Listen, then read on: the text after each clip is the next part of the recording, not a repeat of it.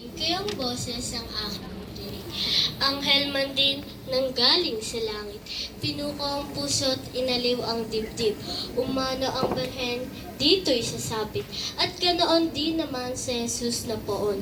Dito'y darating at makikipagsalubong sa berheng inang puso't tumataghoy. Mulang parusa ng anak na bugtong.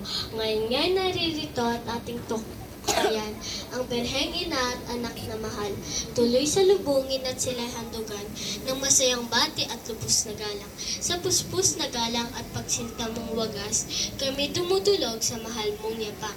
Nagpapatira pa alipin mong hamak, taglay ang pag-asa at awa mong wagas. Ababunying berhen na tagapag-adya sa Nayong Green Park ay siyang patron. Pinagkaloob ng Diyos na Ama na maging inang walang bahid sala. Apupunying berhen sa langit ay ilaw. Maganda't maningning daig pa ang araw. Sa mundo, sa dagat at kapighatian. Ikaw po ang aming tanggol at sakdalan. Sa lindol, sa sunog at mabisang kidlat.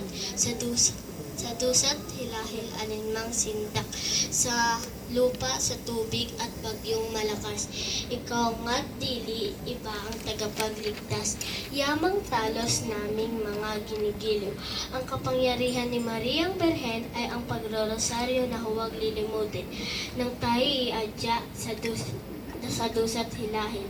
Ngayon nga'y natapos na yaring pag-aalay sa mahal na berhen aking nakayanan. Sa oras ding ito ay kay Jesus naman, ibaling isipan natin kalahatan.